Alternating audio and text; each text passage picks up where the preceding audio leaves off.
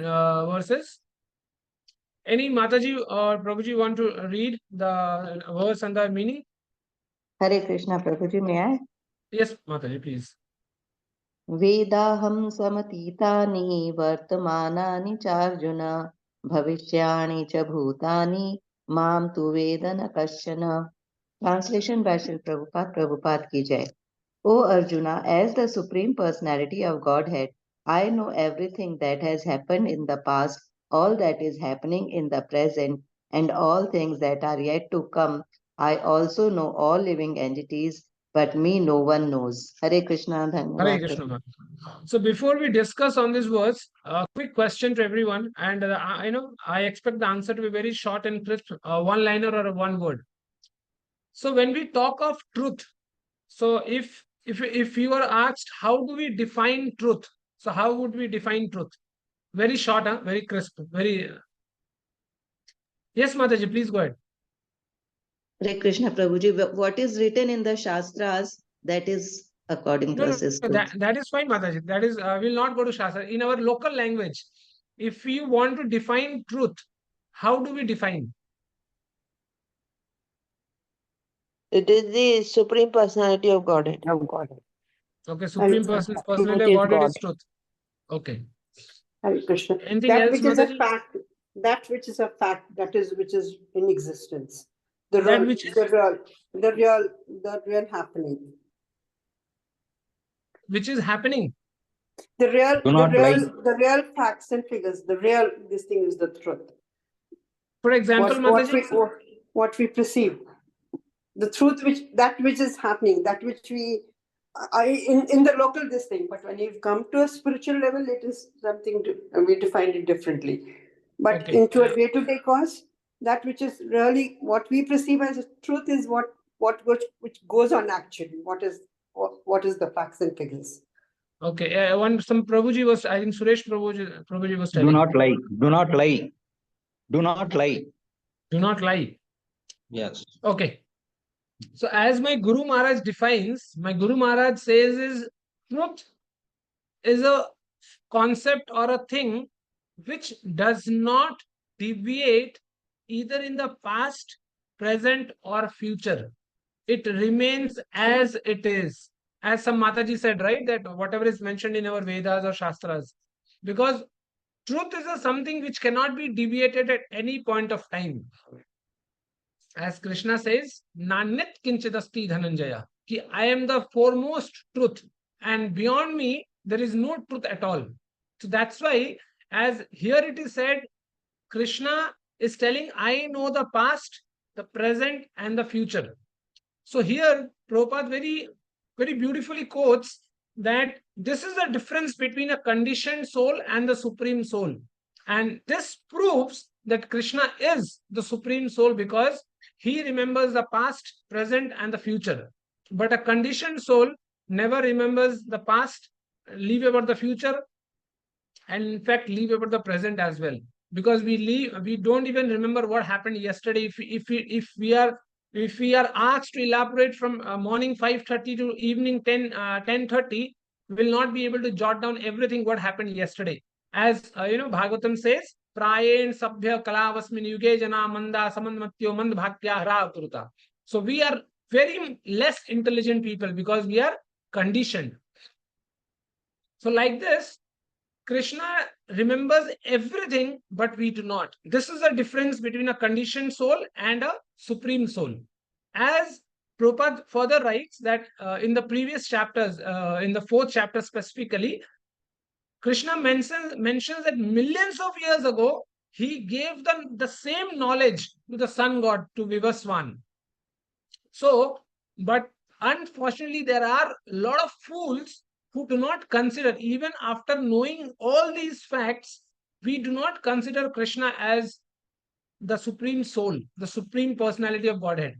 That's why Goswamiji quotes that Nij Brahma nahi samujahi agyani Prabhu paramoha tharai jad prani Chatha gagana ghana patal nihari Chapehu bhanu kahahi ko bichari.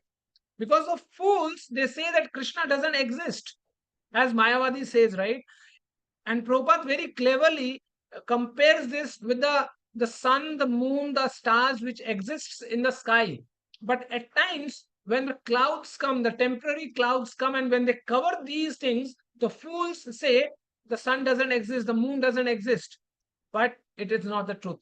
They exist, but it is just they are covered for a temporary purpose or a temporary time. And these clouds are just nothing but the Maya, that is, in which we have entertained so much in our previous lives, that it has such a big impression that we are not able to forget that Maya. We are not able to dilute that Maya from our life. That's why knowing Krishna is not everyone's cup of tea or coffee. It's very difficult. That's why in 7th chapter itself, Krishna has said that rare among rare can know Krishna. That's why Prabhupada writes that even if you are capable enough, you get some cities and everything, something that even if you are able to realize the impersonal Brahman, then also it is very difficult to know Krishna. That's why Goswamiji says that Kapahu kakari karuna naratehi teta isha vinuhetu sanehi. That this body Krishna has given with his utmost mercy, causeless mercy. Hetu sanehi, out of nothing, out of nowhere, without any conditions, Krishna has given us this human form of life. It is not that out of our capacity, caliber, we have caused this body. It is Krishna's causeless mercy. That's why we have got it. And now it's the time to get the advantage of this. But if we just throw away our time, just reading and writing books and theses and concepts and philosophies of here and there, apart from Krishna, then it's just like, committing suicide and nothing else. That's why Prabhupada writes that we have to understand by all these concepts that Krishna is the ultimate person. Beyond that, beyond Krishna, leave about beyond, even comparing to Krishna, nothing exists. And beyond Krishna is also, we don't have anything. That Krishna is the only one. He is the only one as a supreme. There is no one else. That's why Krishna is the ultimate truth. Because in the past, Krishna was there. In the present, Krishna is there. In the future as well, Krishna will be there. And Krishna only will be there. Because even Brahma, if not today, then tomorrow he will go. He will get destroyed. Only Krishna is the only one who will exist. That's why we have to catch Krishna and no one else. And that's why there is, I think you are already aware of that when Prabhupada started preaching in US, he told to one of his disciples to construct a temple. And as we know, right, in those times there was no WhatsApp, no internet and everything.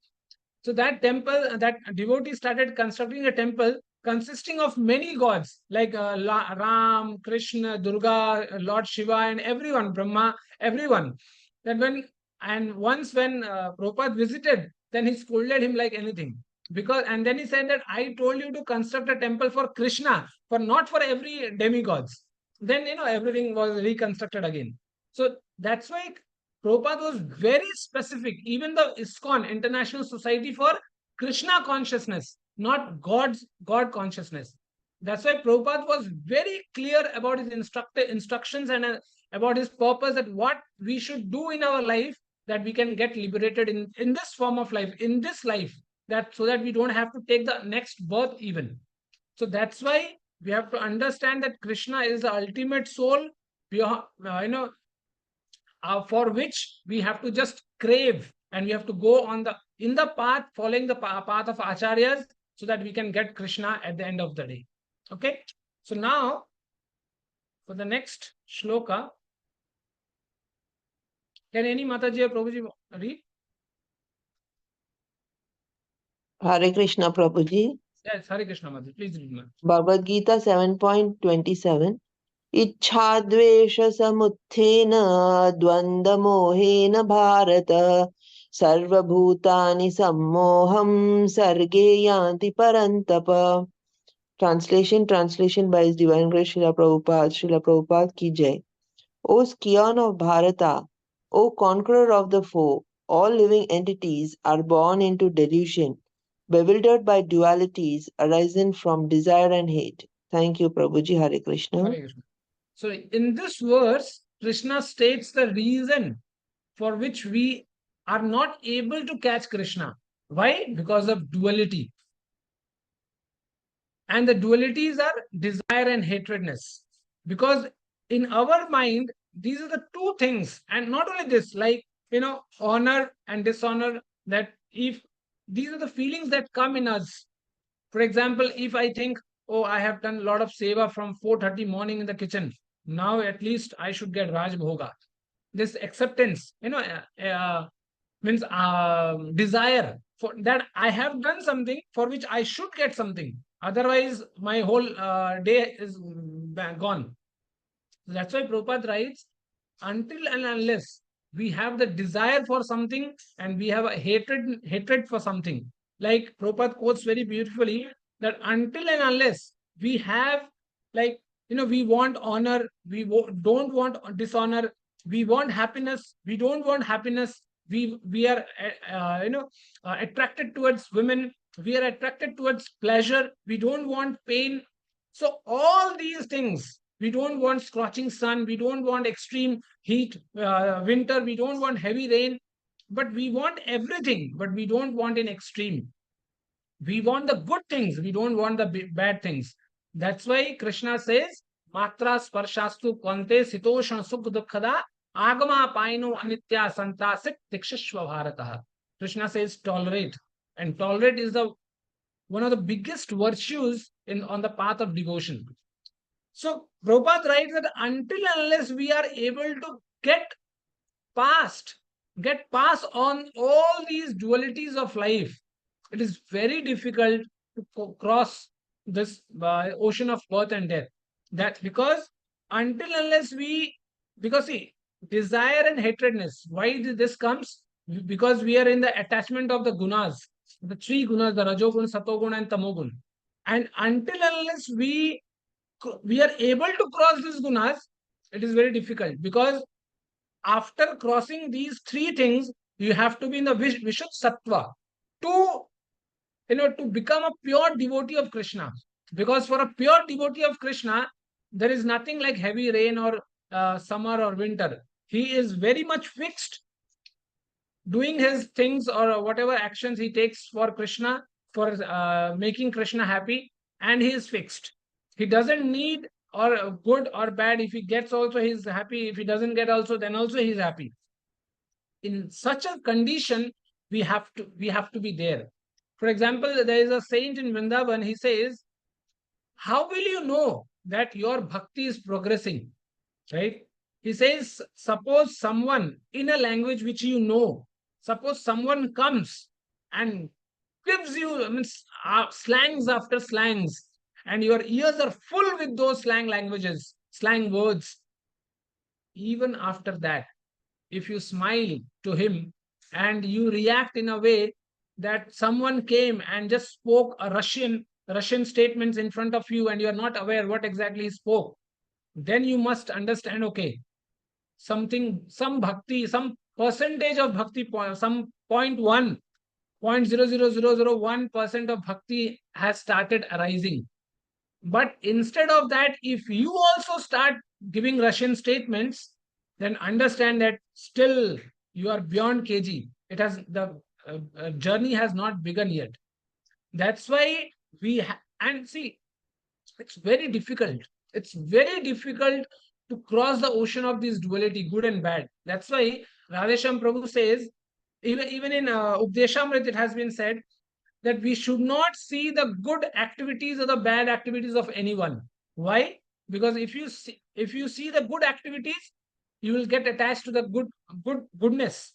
And if you see the bad activities, you will get attached to the bad qualities. In both of these, the attachment is there. For bad, it may be the attachment of iron, and in good, it may be the attachment of gold. But the end of the day, attachment is there. And gold and iron are the part of this earth, this world, this material world. They are not beyond this material world. So that means if not today, whether you catch hold of iron or you catch hold of gold, you have to be in this material world day after day, life after life.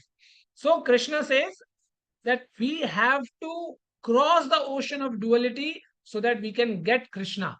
And in a very nutshell, that until and unless we are able to control our feelings and devote all our feelings to Krishna only, it is very difficult. See, that's why I love this Bhagavad-gītā, because Bhagavad-gītā is not only for telling and hearing, it is for experimenting in your own life.